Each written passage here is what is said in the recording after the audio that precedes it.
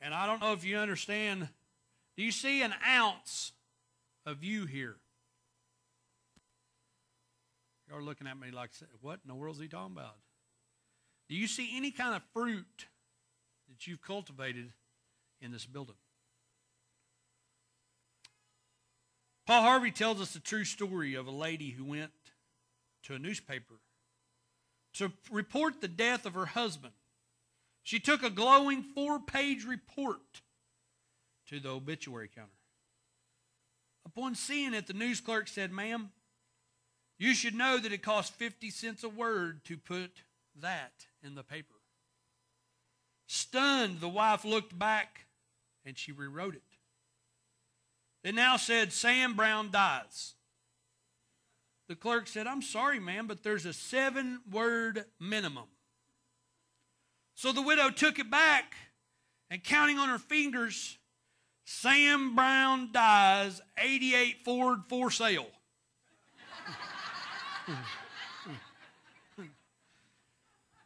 Now, when I thought about what Tracy, she ain't in here, she's in the nursery, what Tracy might do to me if that were the case. The truck and the sickle and, man, that could get bad.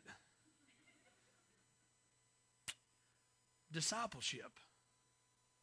What does it mean? Salvation's free, isn't it? But God spent a lot of time in the Gospels basically trying to talk people out of following him. Some of y'all are looking at me like, huh? But he did. He was trying to keep them from following because maybe he knew that what it was going to cost. We're going to talk today about if you're going to be my disciple. And see exactly what it says. But there was a man that had heart bypass surgery. As he was recovering, his doctor prescribed an exercise program. And it was emphasized that the patient had to do this program rigorously. A few days later, the man returned to his doctor. The doctor asked if he had been exercising.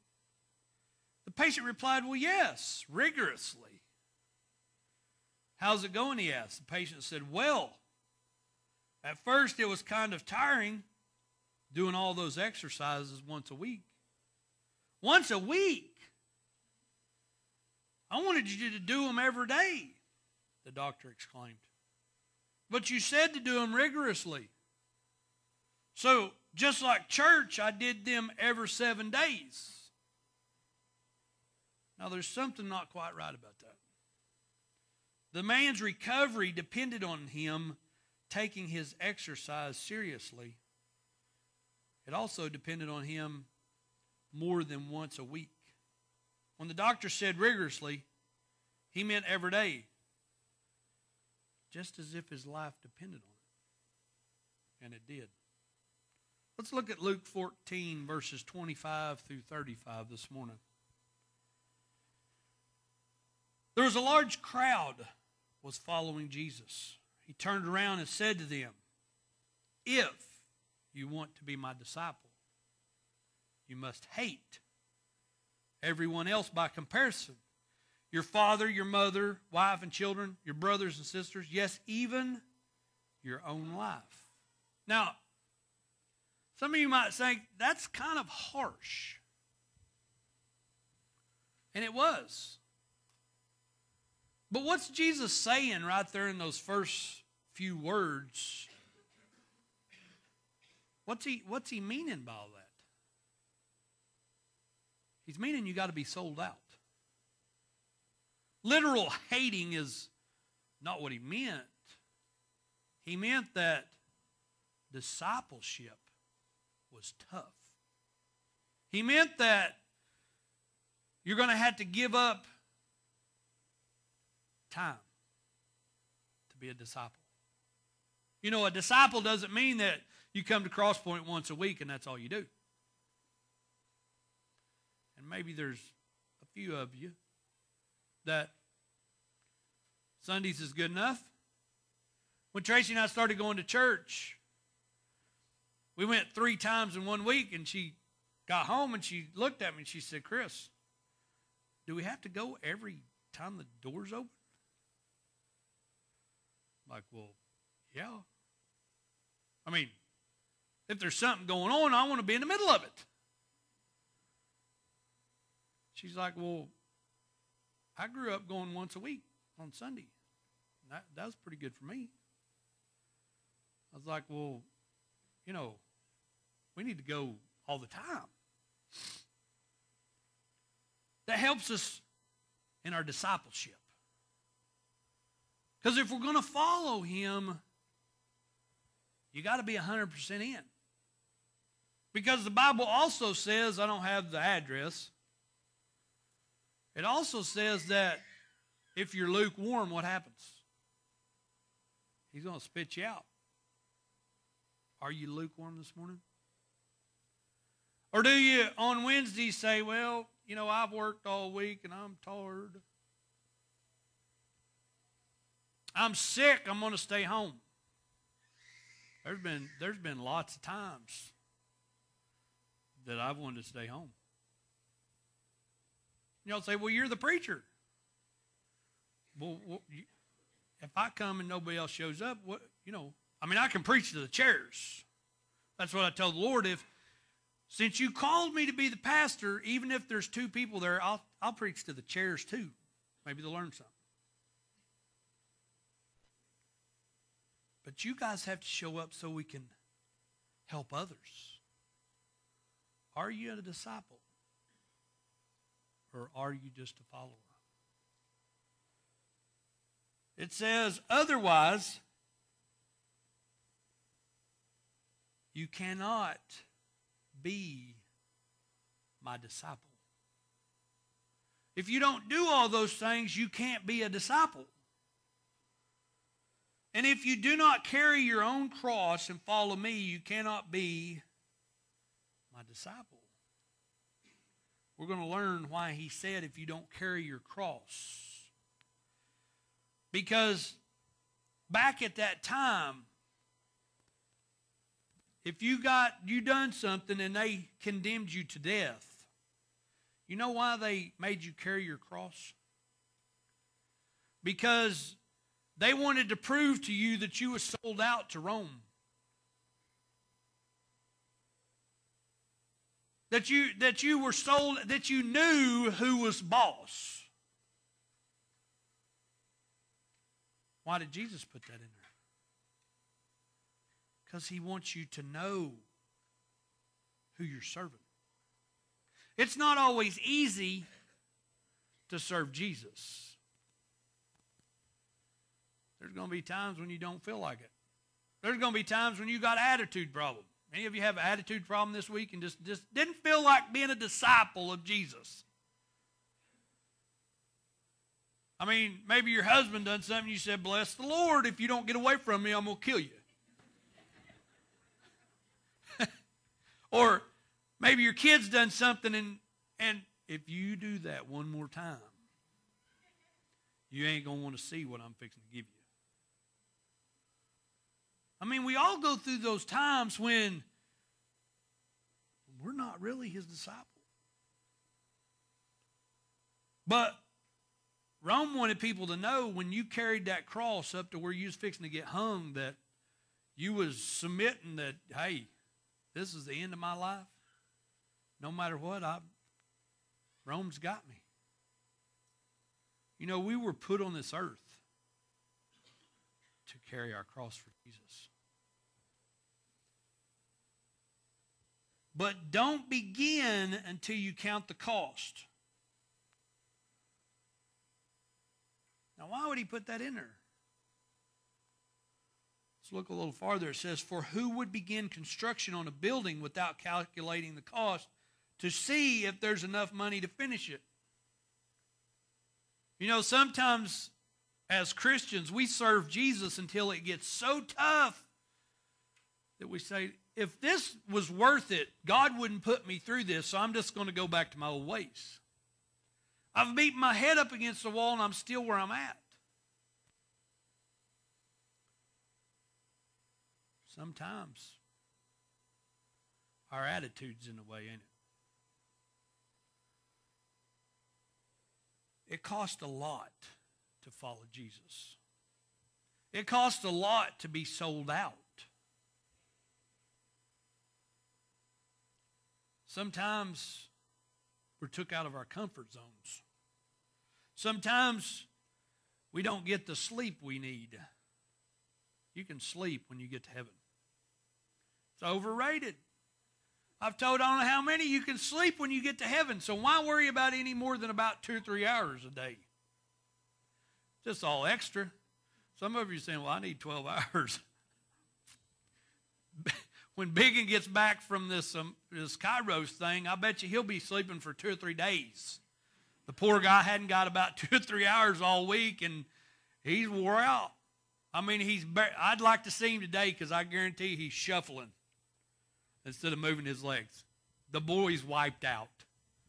He said it's all been worth it. I don't even know if he can drive himself home. That's why Lynn and them are going up there. They got to help him get home. It costs a lot. Sometimes you don't get what you want. Sometimes you got to use what you got to help the ministry.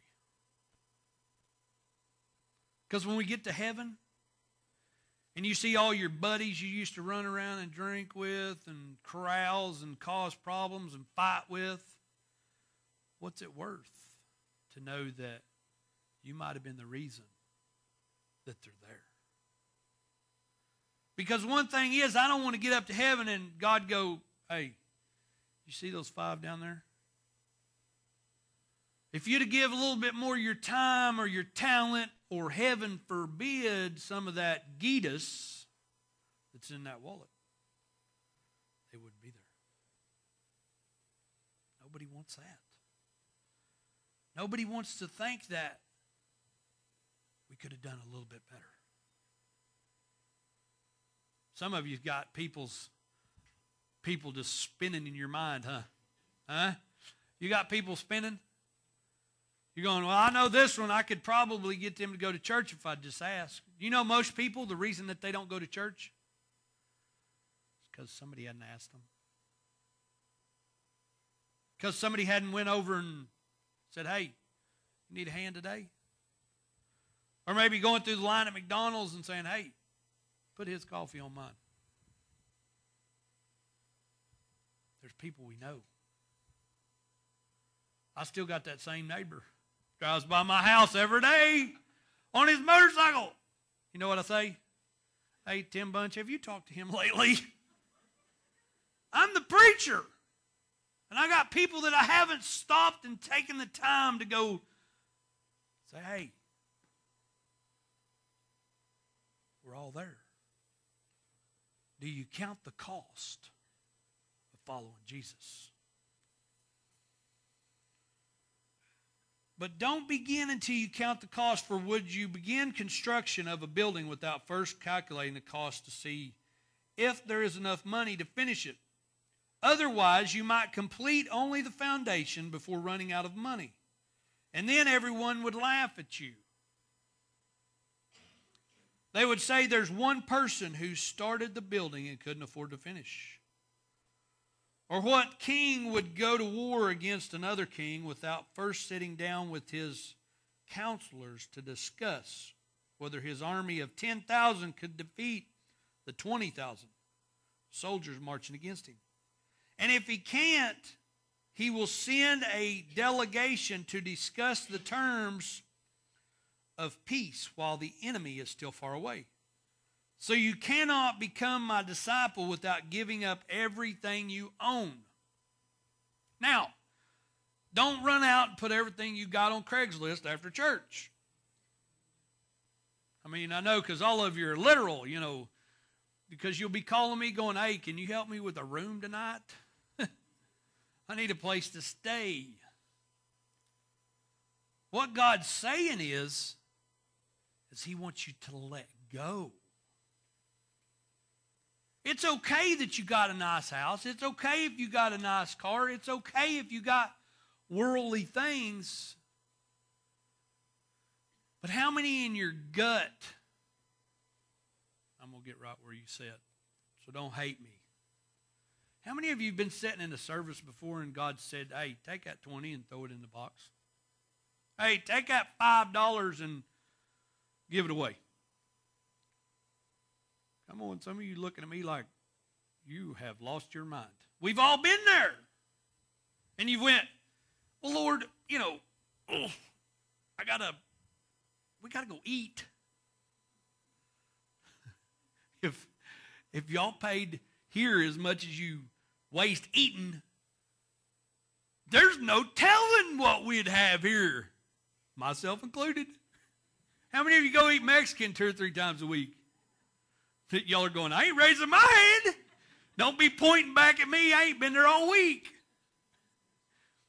Come on, I'm just talking to you because this right here it's y'all's church. We're all disciples. We all got a reason. There's a reason you're here. There is.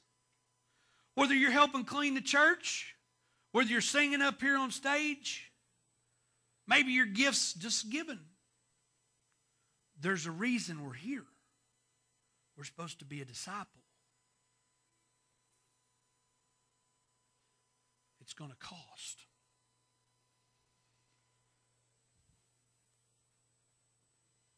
Salt is good for a season, but if it loses its flavor, how do you make it salty again? Flavorless salt. I've never ate any. Have you ate any flavorless salt? Some people try to keep salt away from me. I'm going to pray for you. Leave me the salt shaker and get thee behind me, Satan, okay? I like salt, and I'm not afraid to tell you. The doctor has not told me I can't eat it, so don't think that you're doing me a favor. He's never said, Chris, don't eat salt. He hasn't. Does some people in my life think that I need to not do as much salt?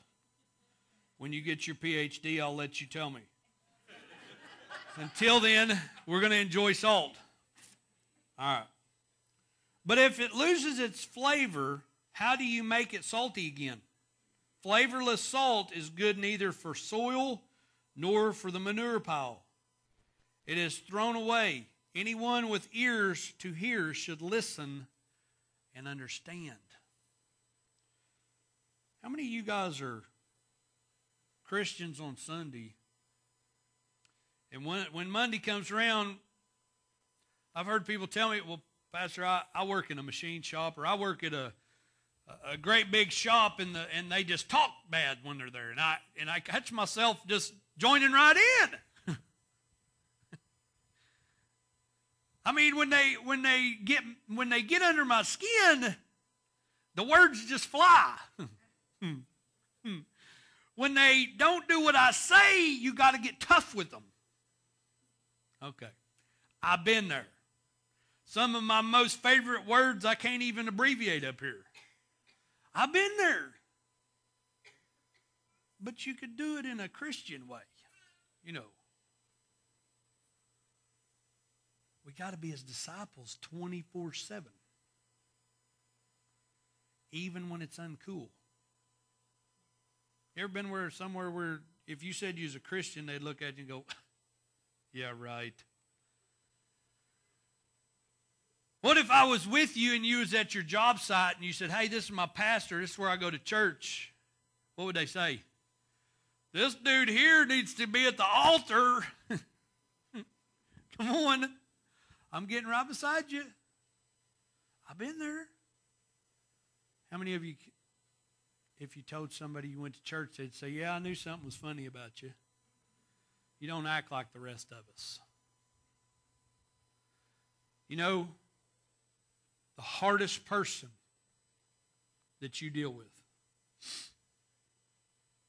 And I've buried some mean people. I mean, they could wipe out a bar in 30 seconds. They were tough. They were in the in crowd. People wanted to always be around them. But on their deathbed, Christianity is right by them. They want the pastor, and they want prayer, and they want everything you can give them. But when they were living, when they was running around, they didn't look like that. What I'm saying is it's okay to get ridiculed for Jesus.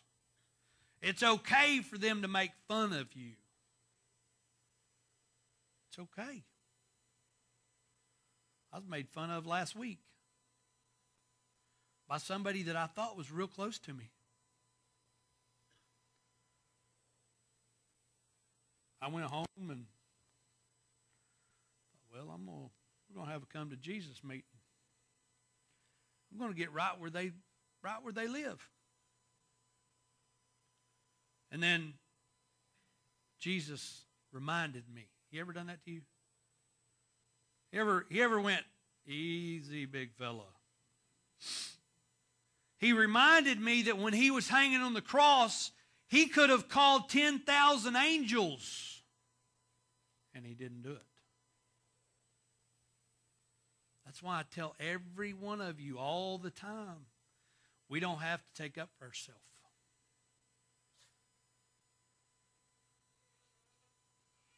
There's been times when I've had to go home and my wife's ready to fly off the handle. She may be little, but you say something about her husband, you better watch out. Now, she'll come home and discuss it with me, and you know, the more she talks about it, the easier it gets. But at the moment, she's ready to, just be like a banty rooster. You ever seen one of them little dudes? They think they're the mighty rooster. She's ready to come unglued. And we have to sit and pray. We don't have to take up for ourselves. To be his disciple. But here in Luke 14, Jesus is telling us that things about being a Christian. Things about before you ask Jesus into your heart, you need to write down one thing. You will go through trials and tribulations. Even when you're living right. And y'all are looking at me like, I want to sign up. You already have, most of you. There's good days, and when they're good, they're great. But man, when they're bad, they are skid row. He says we need to take our faith serious. Some of you are having an affair with Jesus. You know what that means? It means that you say you love him. You want to follow him. But when the devil throws out that hook or that pretty looking shiny thing, I'll be back, Lord. There goes a couple years. You was chasing that, whatever that shiny thing was. And you get so far down and away from the Lord, you look up and go, I need to call Chris. And then you want to talk about it. And you can't understand why God would let things happen when it wasn't the Lord's fault. It was your decision making. We was get that will. You know, little Hayden, he won't have to worry about that will. Because when he wakes up, he's going to have a brand new body. Everything's going to be working perfect. He's going to get loved on by all those angels, and the Lord's going to be right. I can only imagine, just like that song. And us here on earth, our hearts are dying and they're ripped out apart and we don't understand and we're complaining that why do we have to be happy when he took him away? Sometimes we'd like to be there too, because life's tough. It's not easy being a disciple. But the Lord says you have to give everything you got to be one. You have to do what he says. When he impresses on you to do something, go do it. Sometimes I've been called and they're like, I feel like the Lord's telling me to do this, and I'm afraid if it doesn't work that I'm going to look like an idiot. Start a biker church in Connorsville and look at all the churches and pastors going, good night, what in the world? He's lost his mind. He's crazy. It'll happen a year and then it's over with.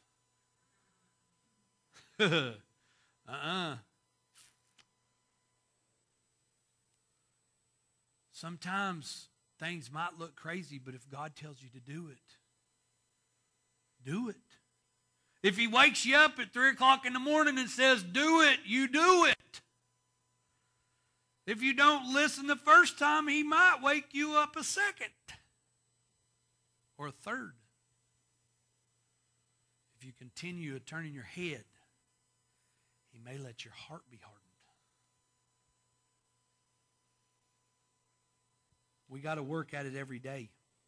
Jesus said it again and again. In Mark 8:34, it says, if anyone would come after me, he must deny himself and take up his cross and follow me. I didn't give those scriptures to the guys, so don't wig out on me back here. In Matthew 10:38, it says, anyone who does not take his cross and follow me is not worthy. If God tells you to go walk through the desert towards Sin City and you know it's hot, go walk it. If you have a relationship with Jesus, when he says be 100% sold out, put all your chips in the middle of the table, bet everything in life on me, and when you're done, I will say, well done. Don't try to figure him out.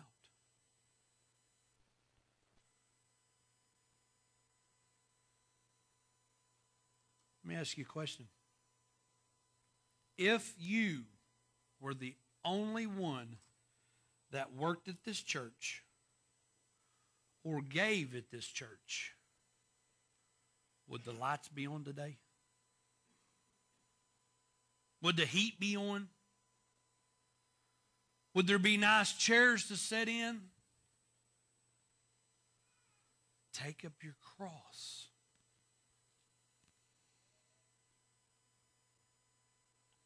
Here in Luke 14, Jesus declared, anyone who does not carry his cross and follow me cannot be my disciples. And any of you who does not give up everything cannot be my disciple. Have you put your chips in the center of the table? Have you got both feet in the boat? Or are you standing on one on land and one on the boat, because when that boat starts moving, you're in trouble. Following Jesus is serious business. Following Jesus requires an exercise of your faith daily. It requires us to work on our Christianity daily. It requires us to work on our relationship. I want you to watch this video.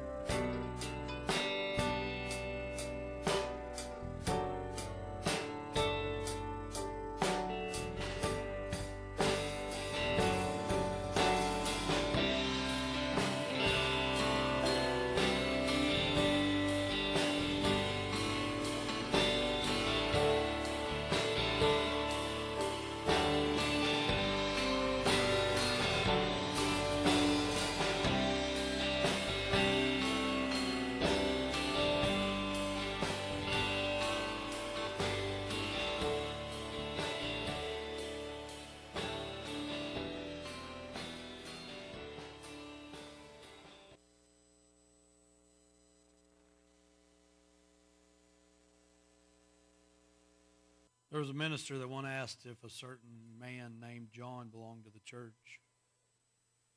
The preacher's reply was, no, although his name does appear on the roll.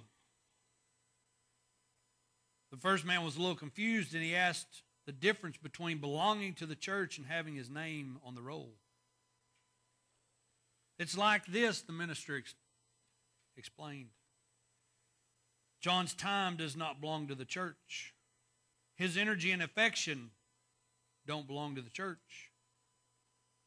And not a penny of John's money belongs to the church. To be perfectly honest, I don't think there's an ounce of John that really belongs to the church. Unfortunately, there's a lot of people who want to go to heaven with Jesus, but hardly an ounce of them belongs to him. And Jesus tells us these folks aren't worthy of him and are not his disciples because that's their mindset. Why should he care if we don't give ourselves to him as completely as we should? Everybody close their eyes and band to come up.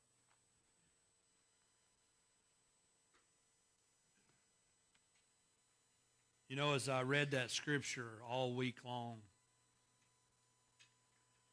and I kicked it around and mulled it over in my head,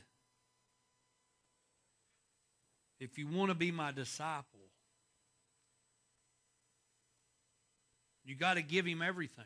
You've got to let go of what you think you got to have. It's not against his principles for you to have things and have what you need in life. All God wants to know is that you're 100% sold out to him.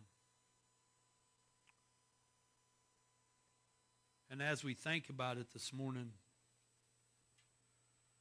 the one question I would ask you is, although you say you're a Christian, you say you're a disciple, you say you're part of this body of believers, does he really know?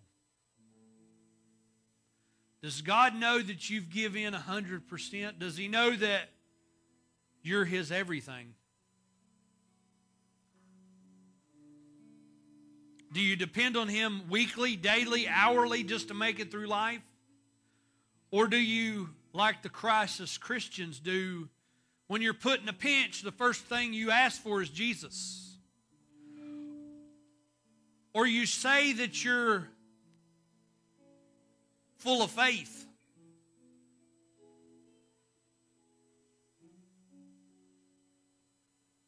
but you're only here once a week. Now, I'm not saying that it's bad, because a lot of people have to work.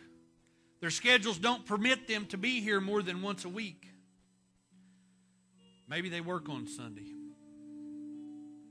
I'm not condemning you for providing for your family. I'm saying maybe there's another something going on through the week that you could be discipled. Because I'm not all sold out. I don't want just a bunch of numbers coming this door. We're not a clique, a club, or anything that looks like one. What I want to see is discipleship. I want to see people reaching their full potential that Jesus has created us for.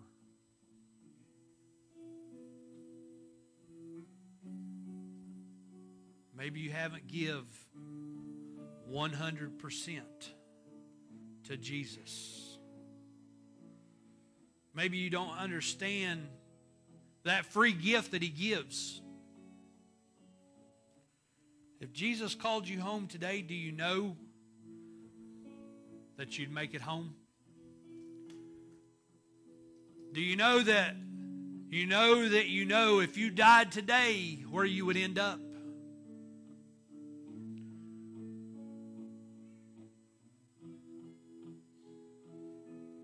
By raise of hands, is there anybody sitting here that would say, Chris, I don't know that I know that I know if Jesus called me home today,